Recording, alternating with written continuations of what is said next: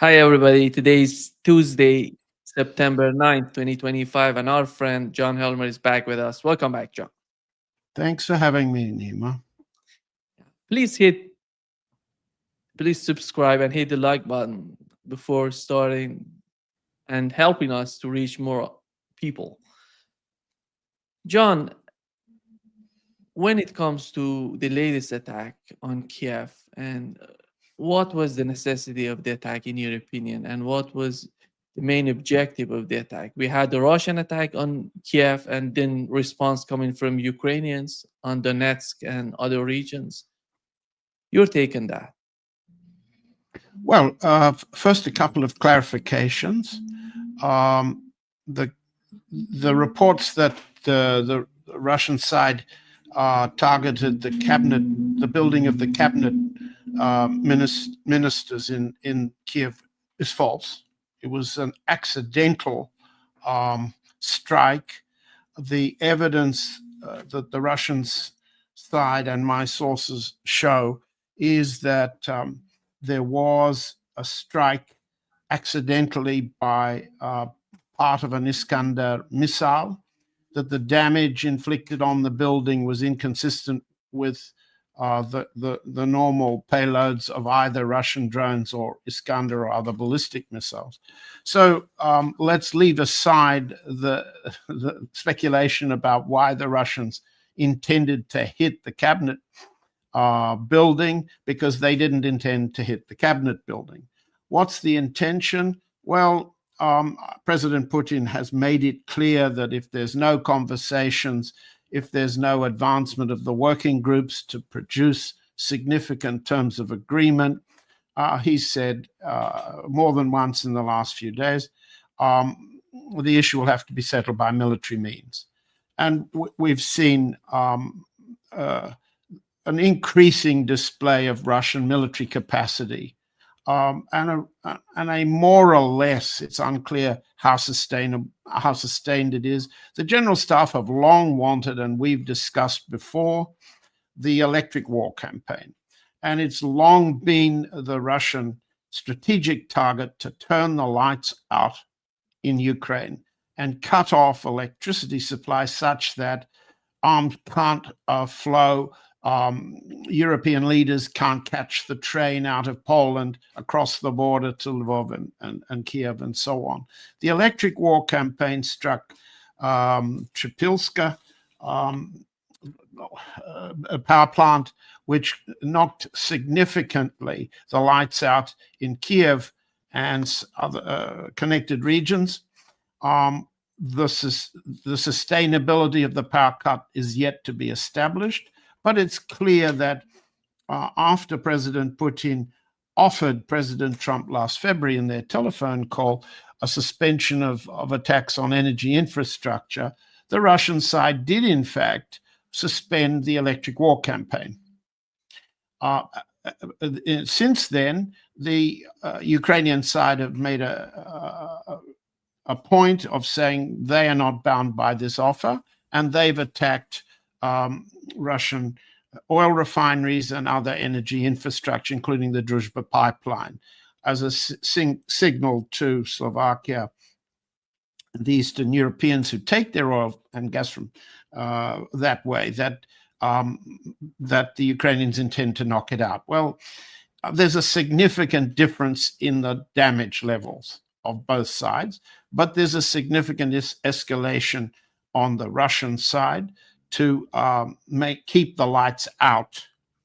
And so I see the weekend, I see the strategy of the General Staff, and so do my sources, as a demonstration of increasing military capacity to force capitulation on the Ukrainian side. The casualty rate announced each day by the Defense Ministry is staying up at approximately 1,300. Let's not argue about the accuracy of the number. Let's just look at the trend of the rate. And that shows a level of increasing ground operations along the line of contact, increasing distance moving west, increasing success in bottling up the remaining Ukrainian forces, especially the Azov units, and increasing reach north, south, and west. Now, the general staff played a nice Russian joke by showing a map on the wall of the generals behind General Gerasimov during a briefing recently, in which you could see, as everybody was intended to see, the Russian red region ran from Kharkov in the north to Odessa in the south. And that leads, that's a sort of a podcast, a social media dream to speculate on what it meant. What it means is a humorful reference to the long-term, medium-term goals. So the Russian side are demonstrating that if President Trump can't deliver serious negotiations, the Russian side will solve its war aims by military means.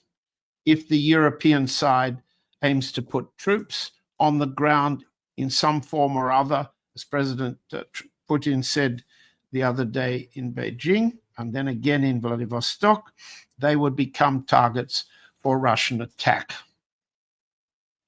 The Ukrainian retaliation is lethal to some individuals. It's intended to show the Europeans that Ukraine is capable of continuing the war, but it's still a pinprick performance. Yes, the Western reporters can say that about 20% of Russian refinery capacity may have been destroyed, but in the next sentence, they have to admit that within 7 days or a bit longer, that capacity will be repaired. So this is what we mean by pinprick demonstration of the capacity to continue the war on the one side, and the strategic demonstration that Ukrainian capitulation, the destruction of ground forces, and the capacity of the West to continue the war. That's Russian policy. John, it seems that the Trump administration and the West, the whole West, because Scott Bessent said that they're going to talk with Europeans, and we had the European representative going to Washington talking with the administration. They're trying to do something with the pressures that they want to put on Russia. And here is what Lotnik said about India. Doesn't yet want to open their market, stop buying Russian oil, right? And stop being a part of BRICS, right? They're the vowel between Russia and China.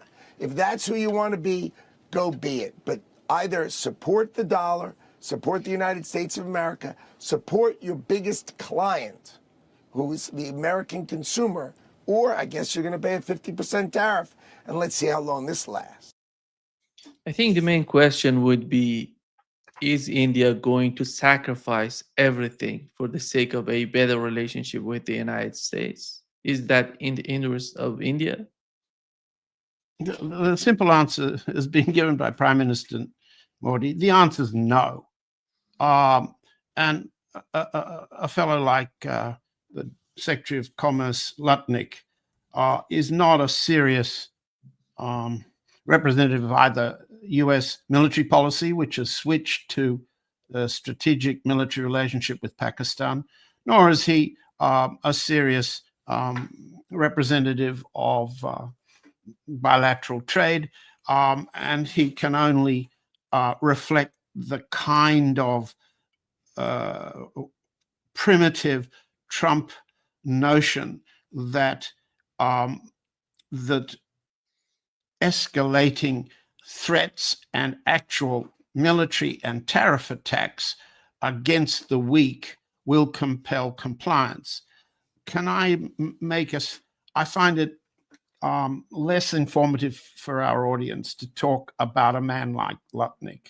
Lutnick and Vitkov are bag carriers they're intermediaries for massive bribery, and they're standover men, the men who carry the bag that collects the money after the US threatens to intimidate and stand over weaker countries or countries it thinks to be weaker. Let's not talk about him. Let's try to show what's weak and what's confusing and what's still strong about the US lineup. I think that, and why India, Venezuela, Iraq, Myanmar, and Canada and Switzerland are picked as tariff targets. Okay. On the one hand, you have confusion as an American tactic. You see, for example, at the announcement at the White House of the renaming of the Department of Defense, Department of War, General Dan Kane, the chief of the General Staff, a special forces officer and a pilot, former pilot, said very little. He can't speak very well, but he emphasized that the U.S. objective, and I'll just read it. I'm looking down at the script he gave. The role of the U.S. strategy is clear and unambiguous to deliver peace through overwhelming strength. I remind everyone that the U.S. military can reach any adversary at the time and place of our choosing. That's escalation dominance, intimidation, power multiple. We will pick on you when you least expect it. We will pick on the weak. And then Pete Hegseth had to say the other part of this formula. Mr. President, he said at this meeting on the War Department, I'm looking down at what he said, is going to fight decisively, not endless conflicts. It's going to fight to win, not to lose. We're going to go on an offense, not just defense, maximum lethality, not tepid legality, violent effect, not political correct. Now, this is the war talk of not losing wars and picking targets with where US has the capacity, it thinks, of overwhelming strength. We've seen a display of the US attack, and Trump made another point congratulating Kane on this when the Iranian nuclear processing plants were attacked. But there was no defense. They attacked in circumstances in which they knew there was no defense. We've seen more recently the ludicrous display of maximum, or what Kane called overwhelming strength and maximum lethality, Hegseth's words, when the US fired a drone at a speedboat somewhere in the Caribbean, killing all individuals on board, allegedly because it was a Venezuelan drug dealing boat. This is the kind of war to win that's their military tactic, with confusion as to targeting and uncertainty as assets. We see the same thing in their economic policies.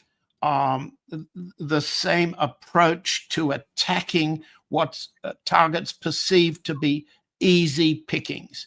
India for 50%, Brazil for 50%, a penalty tariff, Canada for 35%, Switzerland for 39%, although Switzerland got a carve out for gold and pharmaceuticals. Its real tariff is about 12 or 15%. Iraq, Myanmar, Serbia, these are the penalty targets. Small pickings, right? Not China, not even the European Union.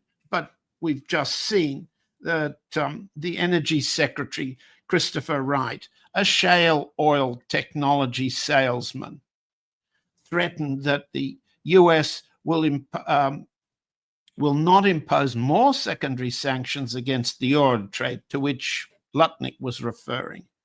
unless the Europeans stop importing Russian oil and Russian gas.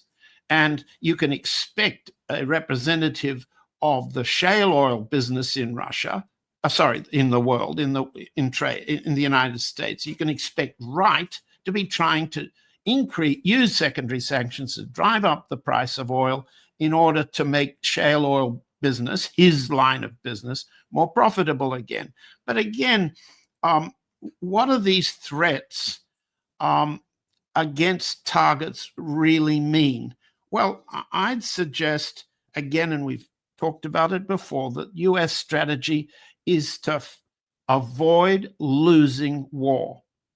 Second, it's to sequence both the economic warfare and military tactics so as to maximize the impact of US military superiority against a target that either isn't capable of defending itself or isn't putting up a defense or isn't ready to defend itself. So you get the speedboat blown up, and you get Iranian nuclear storage plants and processing plants attacked. And that's the Trump doctrine, his word, obliteration. Now, this is happening at the same time the White House understands that none of this is gaining votes. And this is really important. I can hold it up. I'm not sure that anybody can see it. Okay? What will I say? The President Trump's job approval is going down. It's going down. The approval of his handling of the Russia-Ukraine war is getting worse. In other words, everything we've said is not making any difference to the calculations that are central to any White House, not simply the Trump one. I mean, I was in the Carter administration White House, and several of your guest podcasters have been in other administrations. For example, Craig Roberts, for example. The telling calculation is always votes. The telling calculation is always the midterms and the next presidential election. And the paradoxical situation, which is facing Trump himself, half understands, half doesn't understand. But Stephen Miller, the deputy chief of staff, does understand. The problem is all this war talk is not gaining votes, it's losing votes. It's not strengthening the MAGA constituency, it's weakening the MAGA constituency, increasing the undecideds, and making the battlefield states' outcome look weak. So what's their response? It's to militarize the next election.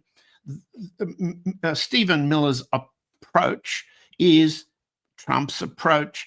It's applying the foreign strategy to the domestic battlefields.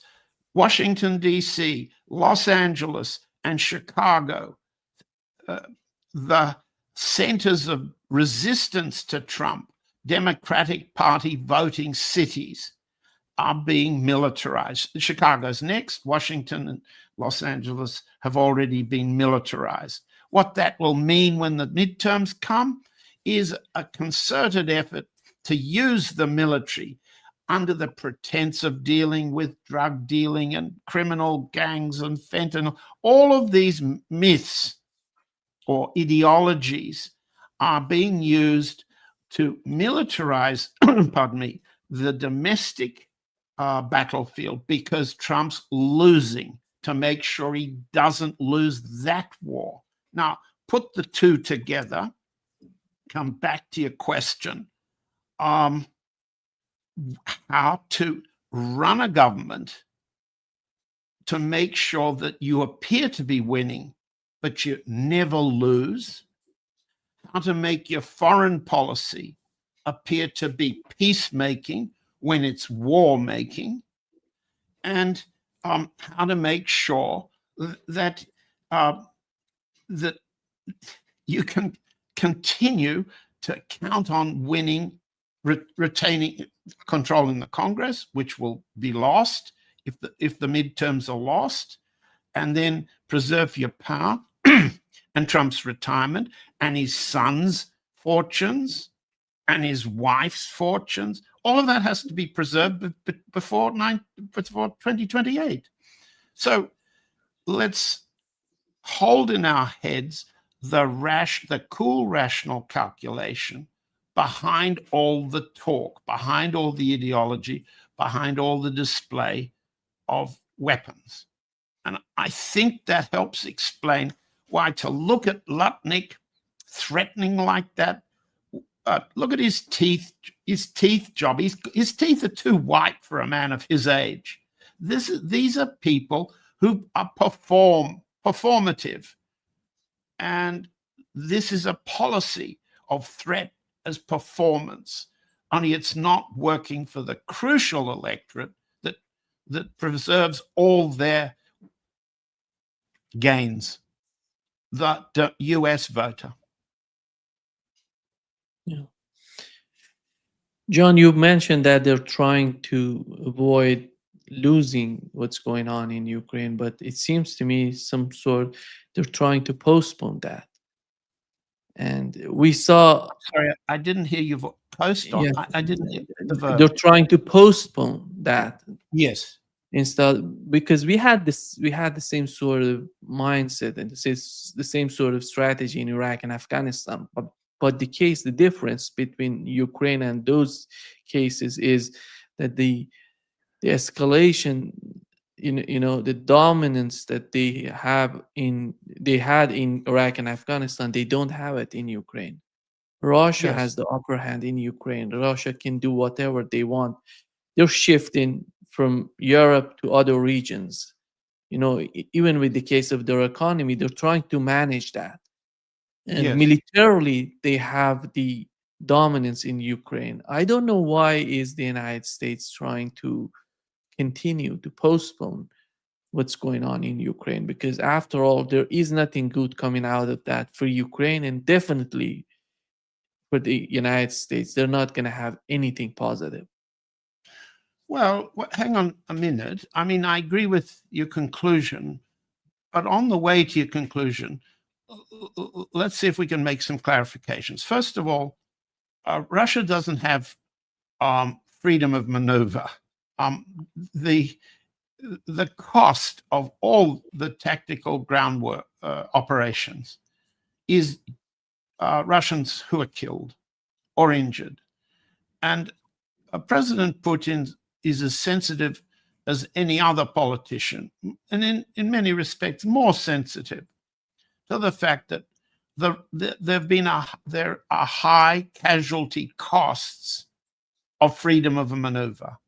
And let's bear in mind that the Ukrainians have had NATO American fortification since 2014. That's 11 years. And that the special military operation timing was the last minute before the fortification base would have been used by the Ukrainian and NATO forces to break out and recapture Novorossiya, the 4 regions. So what you see is the capacity of the Ukrainian army with diminishing manpower and diminishing capacity resupply to put up an effective cost-inflicting fight on the Russian side. So the Russian side must move slowly. And I disagree with those in our podcast world and those in print who say that the Russian side can go fast. Yes, the Russian side could go fast, but the human cost in Russian lives is too great.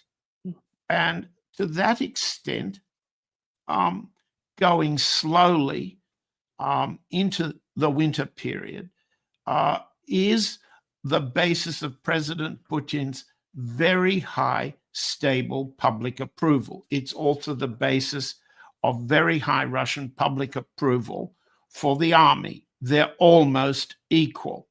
And bear in mind that Russian women have a very much higher sensitivity to negotiating and fighting at the same time than men. The males tend to feel, certainly now as compared to January, February, now that the confidence that Trump represented an American alternative that was peacemaking has expired, Russian male public opinion is more supportive of accelerating and finishing the job. Russian women's opinion is, let's exhaust all negotiating possibilities because we're going to pay the price in blood for the alternative. This has got to be a very important restriction on Russian freedom of maneuver. Second, President Putin had some trouble. I think we'd better make it very clear in Vladivostok in trying to defend the Russian central bank at holding interest rates at 18%. He simply flubbed. He can't not defend Elvira Nabiullina, the governor of the central bank, whom he reappointed. He can't defend the 18% interest rate. He can't defend the campaign to reduce inflation at the same time as he will not, he can, as these policies come under growing attack, not only among the economic experts that the president doesn't attend to, people like Sergei Glaziev, who was kicked out of the Kremlin, but among the oligarch constituency and among the state banking constituency, German Gref and VEB and so on.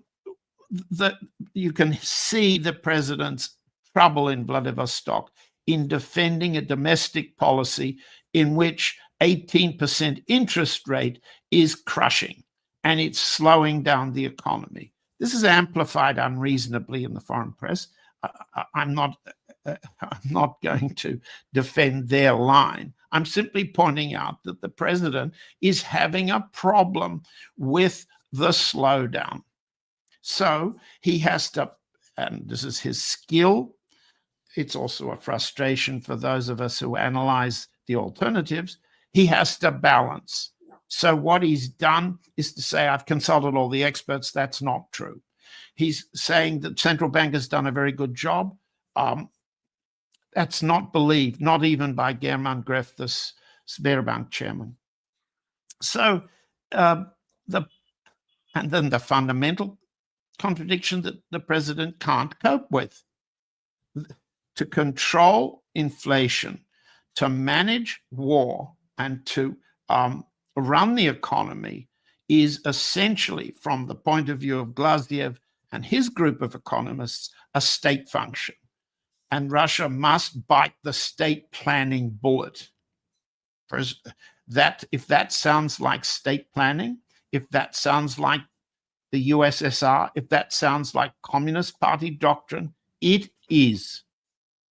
Therefore, you have a very strong sentiment on President Putin's part to resist it. And yet I'm flipping my pages over his speech in Vladivostok. He wants to support all the state planning functions. He's in the Far East the other day and saying, I'm quoting him, all these measures are united within the large-scale state program for the development of the Far East. It sets ambitious targets per capita investment. The Far East today is twice as high as the national average. I could go on. You can see him struggling with acceptance that state strategy requires more state planning, not less. More state investment when so-called private investment is failing or doesn't work. So he says, I'm quoting again the relevant instructions have been issued. I hope that the government and our colleagues in the region will continue to give special attention to the development of small and large hydroelectric power plants. The instructions have been given. Does that sound like state planning of the Communist Party era? Well, it is. But it has to, in Putin's balance, accommodate conflicting constituencies. So inside the domestic economy that Russia's trying to manage, you have conflicts and resistance to the slowdown. And let's be fair, when you're to run a policy of being at war with the NATO and the United States on a battlefield in the Ukraine, when they're planning to expand it to Poland, when the US plans to expand it to Finland, and so on, and in the Far East and in the South, and at the same time you're struggling to balance state capital with private capital. You can't do everything at once. Second, President Putin's style is to compromise a little of one, a little of another.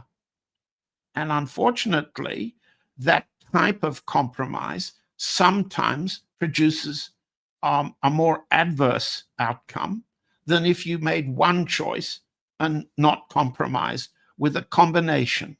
I'm speaking abstractly, but we haven't the time to go into the examples. So to sum up, Russia isn't weak, but it must accommodate both internal demands, internal constituencies, and external threats. And it does it far more honestly and successfully than any of its adversaries and enemies. And we have to give credit and assess the balance that this is the winning side, but it's not winning fast. John, when it comes to the other side, you look at the countries who are importing Russian oil the most. You see the list: China, India, Turkey, European Union, and Brazil. The Trump administration has decided not to go after China because it's too big, too consequential for the United States. But it seems to me part of the oil that goes to India and Turkey comes back to Europe. Yes, as refined products. Yes. Yeah. So it feels somehow that the Trump administration has decided if Europe cooperate with them, they can put a lot of pressure on Russia. I don't know if Europe would be able to do that. This is so tricky. You've hit a really interesting nail on the head. Let's take it apart a bit. Yes, Russian crude oil goes to Turkey, goes to India, and it passes sometimes through Greek refineries, sometimes on Greek tankers, into Europe. And it keeps the price of petroleum and European consumer inflation down. Okay? How can you make the kind of rearmament budgeting that Germany, England, France, Italy are all committed to if you're in a high inflation environment in which your voters can't move their cars, can't warm their houses during winter, and so forth and so on. So the Europeans have to hold their inflation of energy products down. The US is pushing on the Europeans now to inflict a level of sanction against Russian oil products coming through India and Turkey because they want to raise the price of oil. That would be the effect.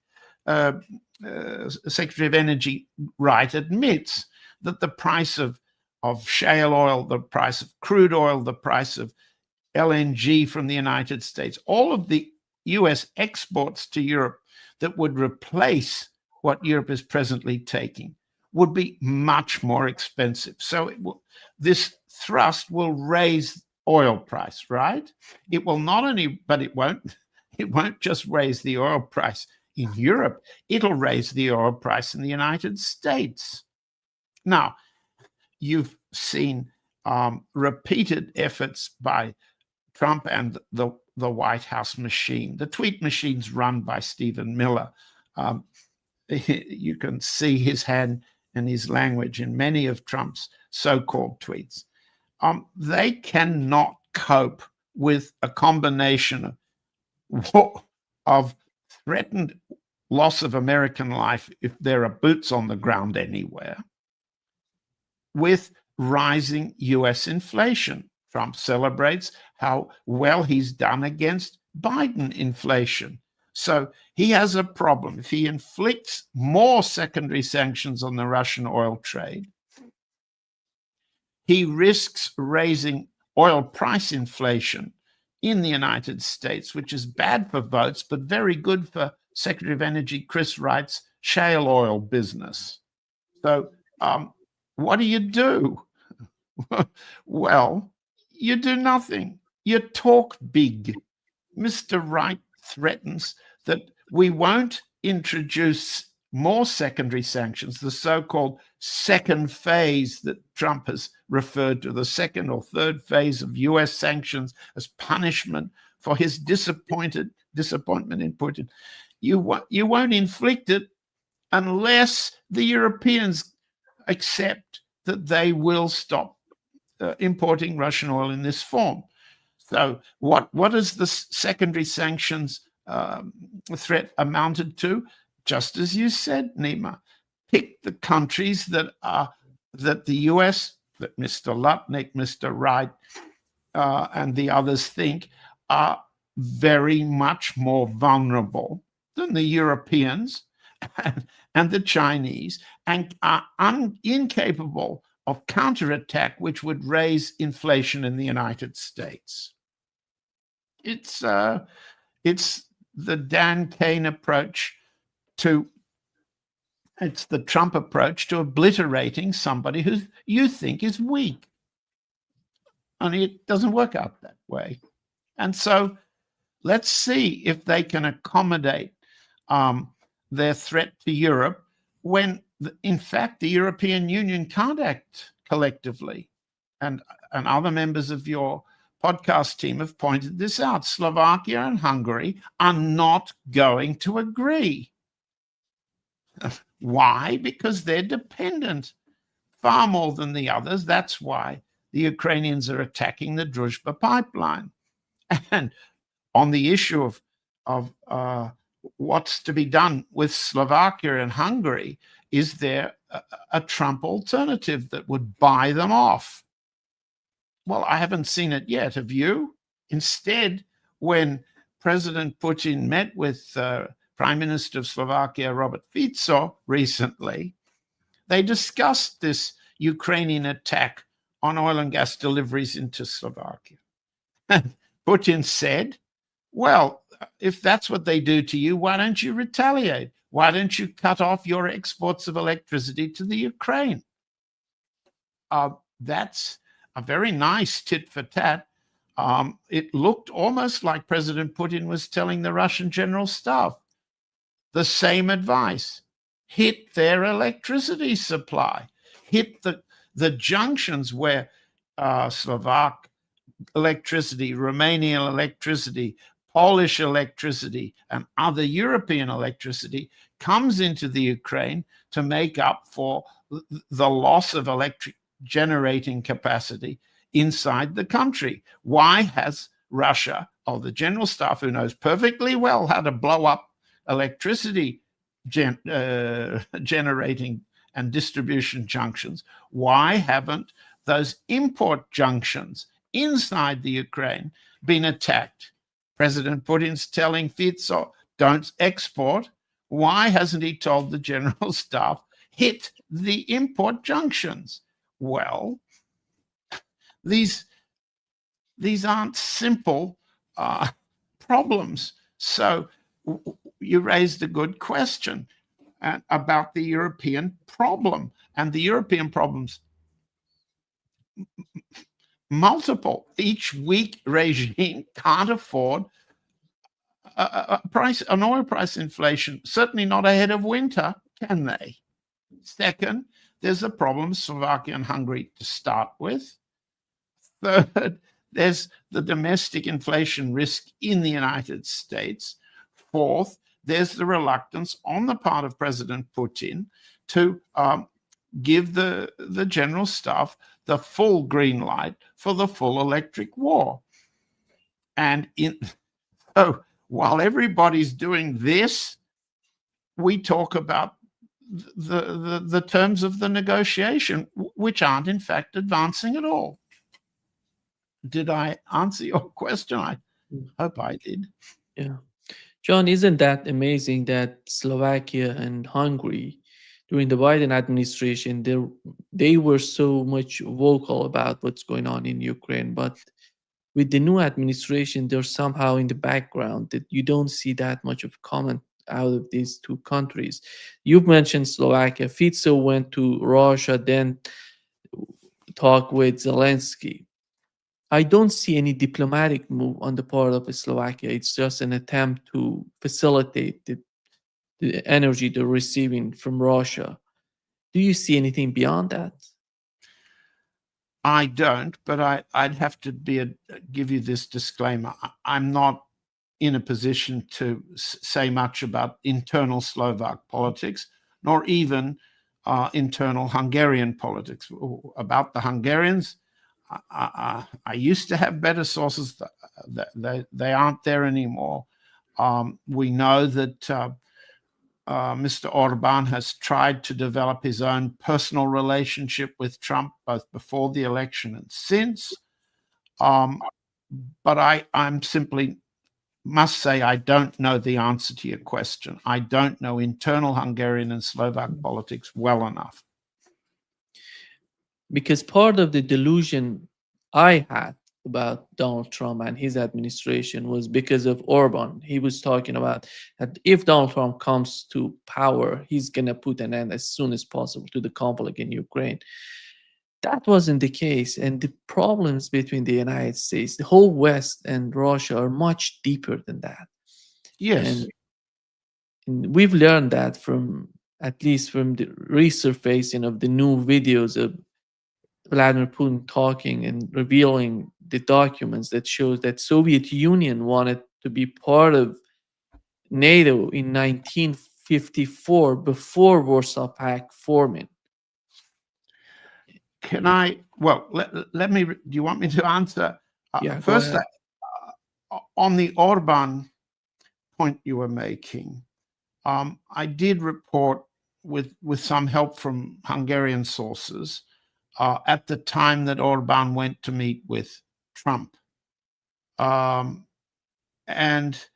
my own view at the time was that Orban was big noting himself and exaggerating what his conversations amounted to in order to make himself appear a much bigger player in Europe than he was, in order to secure a more bargaining room for the negotiations over budget transfers between Budapest and Brussels.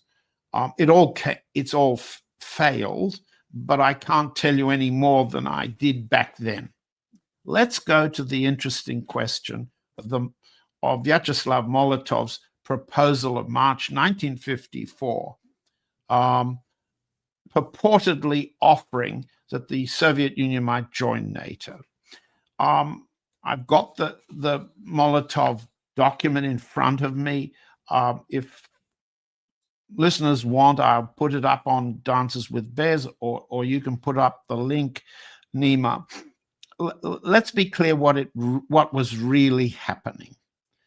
On the one hand, the Stalin was concerned, as he needed to be at the very early stage of Soviet nuclear warfare capability compared to the United States, and facing what was a massive set of war plans, which Daniel Ellsberg has published, proposing to destroy Russia entirely. At that time, what the Soviet leadership was concerned about was to minimize or reduce or deflect what they saw to be the European threat to attack Russia, the Soviet Union, and the US. They were trying to mitigate and minimize the war threat. And you can see that in this document.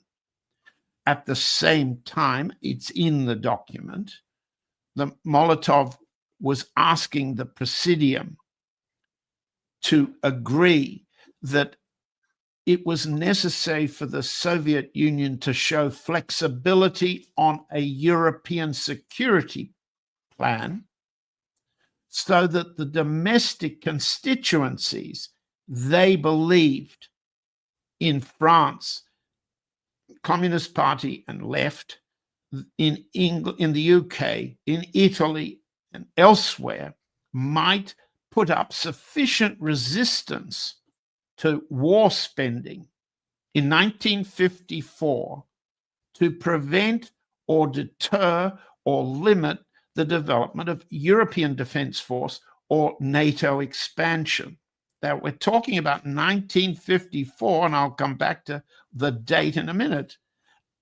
Third point that the Molotov paper shows, the Soviet Union proposed that China be in communist China, mainland China, Beijing would be invited into the European theater to, as it were, assure a mutual and reciprocal security arrangement. Fourth, the Soviet proposal was designed to reduce US bases in Europe. Those are the goals in the document. What was thought at the time was that if the Soviet Union appeared to be interested in discussing membership of NATO, they could neutralize the war threat. They could mobilize domestic public opinion in Germany, France, Italy, and the UK against more war against Russia. They thought that bringing China in as an observer from the Security Council of the United Nations would add to Russian influence. And finally, the Soviets wanted to reduce the armament, the firepower capacity, and the presence of US troops in bases in Europe. Now, look at those four goals now. What do we see? Well, what we see was the effort by the Foreign Ministry of Russia in December 17, 2021, to offer treaties of mutual and reciprocal security for Europe and for NATO and for the United States that are very similar in intention and very similar in objective as the 1954 papers were. And what happened? Well, we know from 54 on, the Europeans and the Americans dismissed the Soviet proposal out of hand. And exactly the same treatment was given by the Biden administration to the December 2021 proposals, the treaty proposals from Russia. Now, so it's not the case that Russia is President Putin now, or the Soviet Union then. Stalin was dead in 54, but the Molotov proposal had come through the last years of Stalin's rule. It's not the case that Russia expected to be welcomed in NATO. On the other hand, it was necessary to demonstrate that NATO was a war attacking machine, let's say, or to get the significant left-wing publics of the NATO member states to oppose it. Now, where are we now? We are much worse off now than we were then. We, meaning everyone in Europe. There is no anti-war movement in any of the states, the United Kingdom, France, Germany. They're all now committed to remilitarizing to a degree they weren't capable of in 54. So from a Russian point of view, from political point of view, there's no anti-war movement anywhere now. There's only Russia to fight alone, but not quite alone. China again is an ally. India too. North Korea too. So the allies are there, and Russia's doing its level best. President Putin's doing his level best to expand that alliance with the SCO meeting and the BRICS, but they don't compare in terms of alliance strength to the other side yet. So what I can say is that it's useful to remember what Molotov offered then, to understand that the Soviet thinking then wasn't so different from Foreign Minister Lavrov's proposal of December 2021. But the NATO advance against Russia is far further. The US basing in Europe, in numerically, one could argue, not as big, but the terms of the reunification of Germany that Mikhail Gorbachev accepted did not involve the reduction of US troops in Germany, one of Gorbachev's biggest, most foolish, or most treasonous mistakes. Now, we know from the declassification of White House records, the Blair papers, Blair papers in the Clinton library and other declassification archives, which I've reported in Dances with Bears over the years. We know that the Clinton administration continued to press for NATO expansion, and Boris Yeltsin, then president, used to agree. He did, but he said his position was not quite now, not quite strongly, not quite publicly. Among the things that Boris Yeltsin agreed to was to remove Prime Minister, I've suddenly forgot, Primakov. Yevgeny Primakov was removed on Clinton administration pressure because Boris Yeltsin was a coward. Yeah. Now, what the declassified archives show was the continuous pressure to expand NATO to the Russian border, with Yeltsin putting up feeble resistance, Primakov putting up real resistance, especially during the bombing campaign against Serbia, but being removed because the US wanted him removed. Now, and replaced in discussions with the Americans by that other Russian traitor, Anatoly Chubais, currently a resident of Israel, on the run from massive stealing charges in Russia. So, I'm sorry, that's a little angry, but it is necessary to show that what began with the Molotov proposal of March 54, and I'm glad you raised it, Nima, has been repeated over these years as part of the US continuing war plan, the European war plan, the German war plan. And those war plans are, if anything, reviving on vast sums of money. Now, you raised an important question, Nima. Why do the Europeans pay? Is this a losing war proposition for the Americans? Answer, the Americans, that's the Trump administration, there are more of us who don't agree, The calculation of the Trump administration is that by sequencing the wars correctly, by avoiding losing the wars, as General Kane insists, by making showcase demonstrations of obliteration and firepower, shock and awe. The phrases change from administration to administration. The meaning's always the same. By doing this, the US can make profit by forcing its friends and allies to pay the US to protect them from a Russia they aim to continue to fight.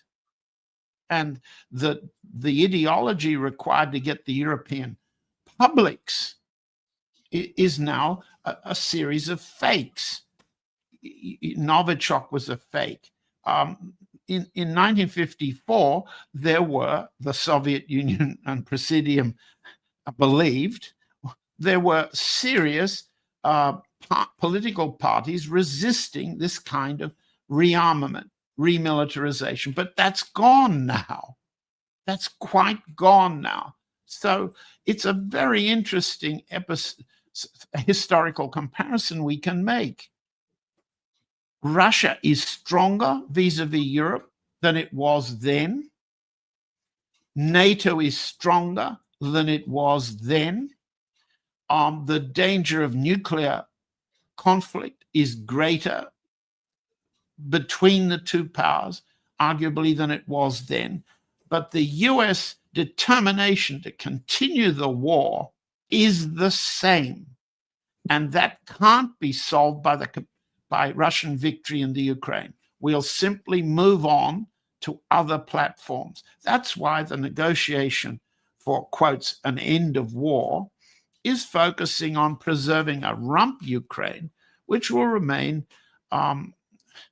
rather like Idlib was for the Turks against Syria, a permanent spearhead aimed at Russia, while Poland will rearm, Germany will rearm, and so on and so on and so on.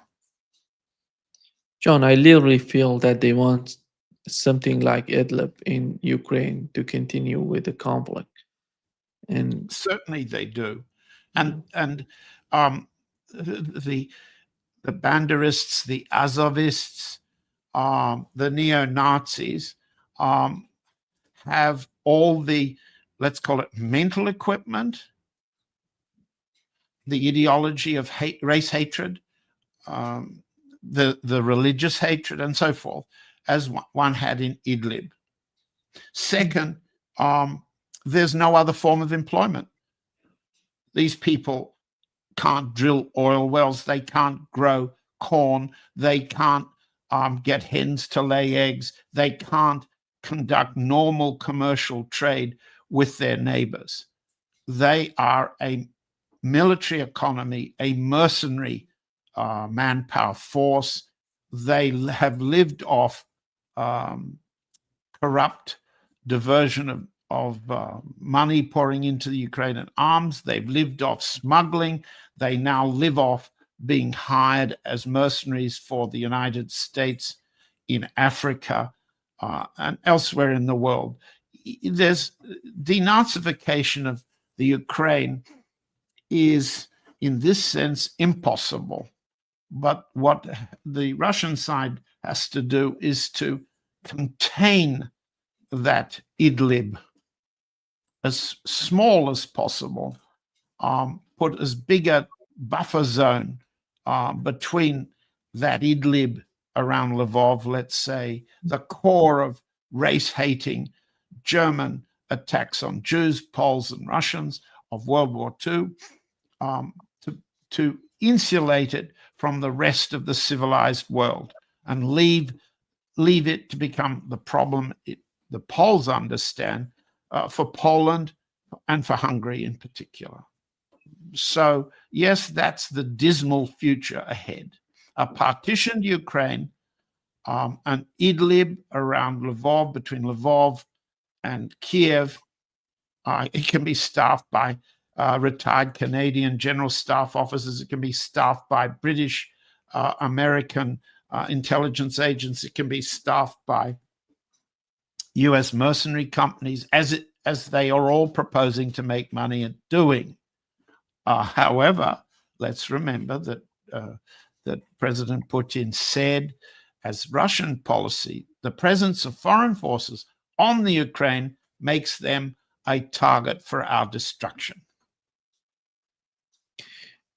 John, you mentioned something I think it's so important in terms of the escalation that may happen between Russia and NATO. Do you feel that Europe is in a position that some people in Europe, I don't know, whoever that those people would be, would escalate the situation in the way to bring the United States into the conflict? Because we know that the Trump administration is incapable of managing anything. You remember in his first term, we had the Russia gate. He had all the facts on his side. And after all, he did nothing. He somehow, whenever he was talking about the problem, he was talking about other things and making the situation much complicated with his simplistic mind. I think that's why he's not capable of managing anything. So far, I haven't seen anything Donald Trump being capable of in terms of the conflict in Ukraine. That's why I'm so much fearful of a new escalation between NATO and Russia. If that happens, I don't see the administration in the United States capable of managing that. I don't disagree. We sort of began by saying that the Trump administration, particularly the Pentagon, the White House, the National Security Council, and the State Department, that combination operates confusion and uncertainty as a tactic, and it's also a political disability, a political liability. You can emphasize the one, as you've just done. They're incapable of solving some political problems. They think, however, they're capable of solving military problems as when the conditions are nobody's opposing them. So the doctrine of winning, the doctrine of having these beautiful buildings. I think I said it last week. The old executive office building in Washington, which is next to the White House, was the old Department of War, and its wings represented the Navy and the Army and other parts of the military services. It's a beautiful building. There's nothing quite like it from the outside and inside. During my time in the Carter administration, it was a pleasure to walk its corridors and go up and down its stairs. The same Department of War on Pall Mall in London is now the Royal Automobile Club. It was sold off. It too is inside a very beautiful building with a lovely garden. And if one has the privilege of being in these places and remembering the past, one understands that from a Trump point of view, war is beautiful. This is a terrible doctrine, but it covers over the multitude of sins you've just mentioned. Their incapability to solve their own contradictions. Well, if they're incapable, how will the US system survive the Trump incapability? Answer, we'll have midterm elections. Answer, Stephen Miller and the vote counters in the White House will try to rig the vote so as to not lose the midterms and do the same in 2028. Can you militarize the cities and political constituencies of the United States so as to avoid losing? I don't know. I really don't know. But we have to say to our American audience, this has not happened before.